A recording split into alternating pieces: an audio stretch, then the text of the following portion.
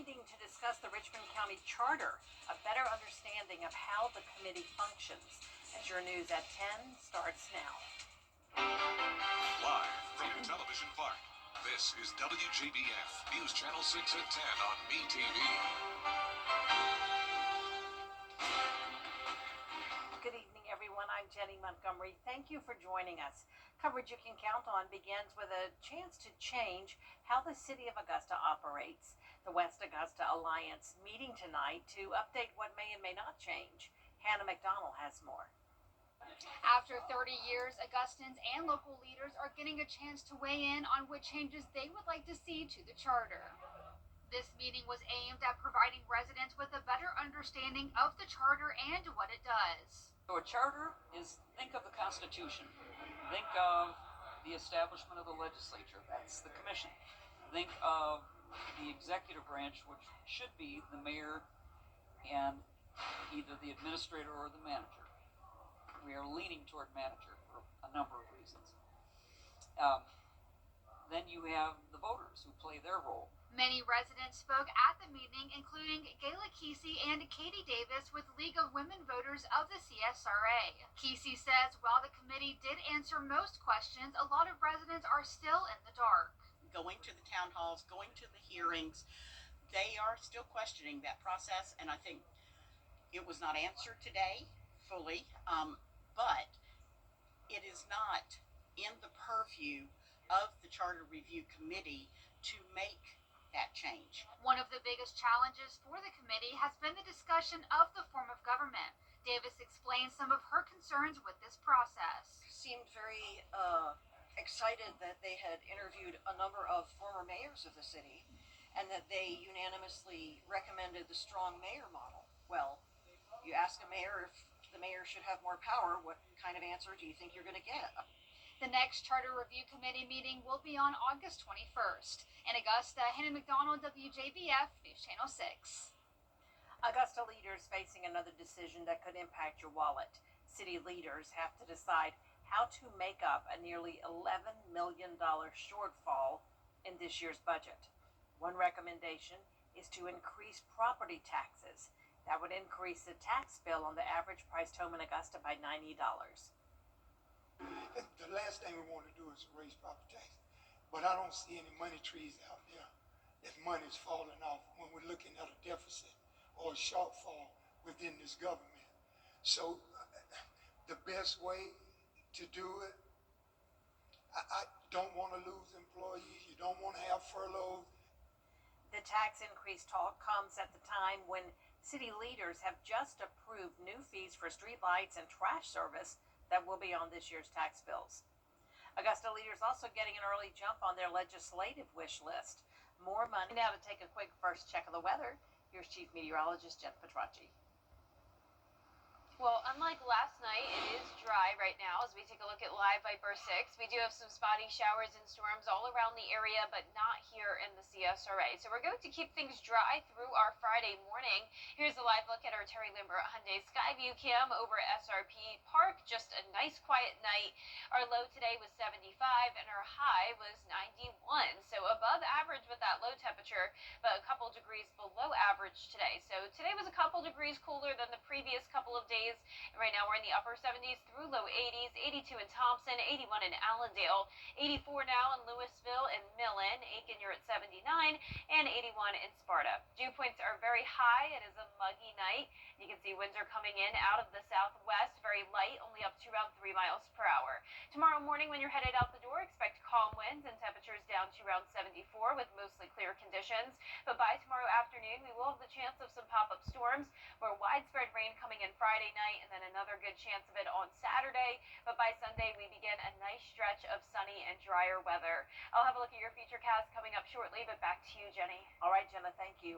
A new report from the Georgia Department of Behavioral Health and a couple of programming notes for you now.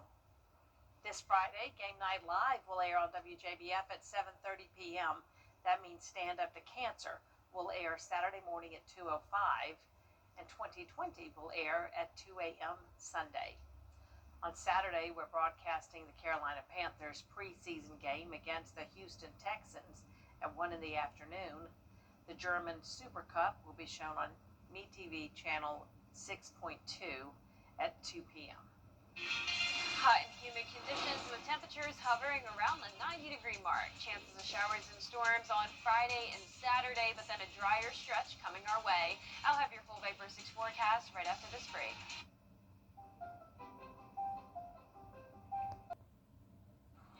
Now, your most accurate forecast with WJBF Live Viper 6. Welcome back. Here's a live look in on our Terry Lambert Hyundai Skyview cam here at Television Park. A nice quiet night sitting in the upper 70s. Feeling like the mid 80s though because of high humidity. Winds are calm and we're not expecting any rain. So 80s pretty much across the board here. Aiken, you're also at 79 though. And as for our satellite and radar, a couple disturbances around, and we're really going to be watching this front to the north of us. That'll move through the area starting tomorrow, bringing in a chance of rain again. Right now, just some showers and storms over in Alabama and some spotty activity to our north, south, and east. But the CSRA is staying nice and dry. So we'll start out our Friday with sunshine, mid 70s, climbing into the low 90s in the afternoon, and that's when we'll see some storms start to develop. So tomorrow it's Game Night Live for the first time this year, 7:30 on WJBF. Be sure to tune in. Greenbrier at Harlem, I'll be there live at 4, 5, and 6 p.m.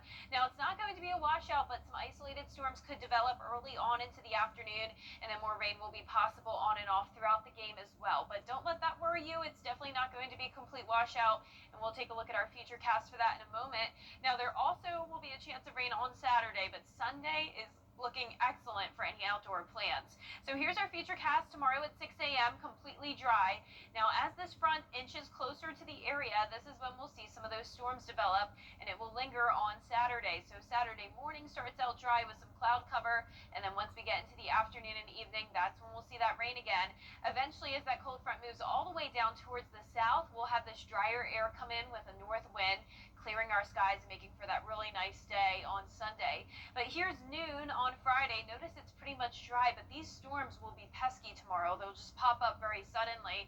And notice this is in Columbia County around Harlem where the game's going to be. So I'll be watching this very closely tomorrow afternoon. Now, it's just that very slight chance of rain, quick pop-up storms could bring some heavy rain, thunder, and lightning, but not expecting severe weather.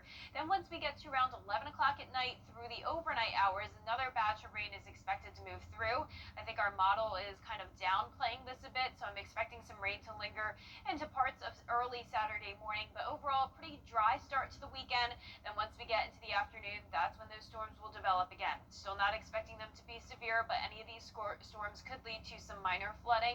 Notice the rainfall totals will be very spotty. So at the most, some places could get up to around an inch, maybe 2 inches with some isolated downpours that are really heavy, but overall not too much rain. Now here's the latest track on Tropical Storm Erin. We are still expecting it to make that turn to the north. Bermuda will have to pay close attention to this, but CSRA is looking good, which is excellent news. Our 10-day forecast is showing that dry and sunny weather from Sunday through next Tuesday. Then as we get into the latter half of next week, rain chances will start to pick up as temperatures continue to stay around 90 degrees. All right, Jenna, thank you so much. The Golden Harvest Food Bank is gearing up to scare away hunger through its annual Spooky to Be Hungry drive. They're in need of spooky captains. They encourage friendly competition to find creative ways to raise funds and awareness. These neighborhood and workplace captains are the heart of the effort. There's no limit. As many people that want to come on board, we need captains for neighborhoods, captains for businesses, captains for organizations, and captains for school.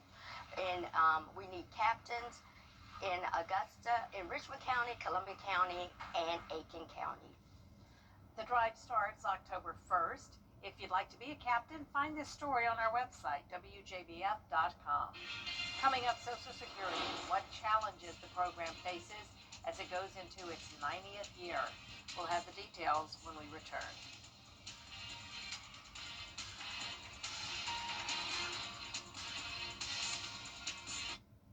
Do you know what time it is? Coming up, an Ohio nun packs her bags to find her lost dog.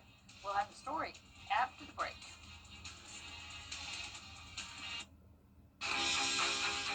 Thinking about an upgrade? Now's the perfect time. At Queen City Home Store, trade in your old appliance and get $50 back. Plus, enjoy free haul away and free delivery on select items $5.99 and up. Get paid to upgrade. And with in-stock inventory, nobody gets it to you faster. Only at Queen City Home Store, your whole home destination. Shop in-store or online at queencityonline.com.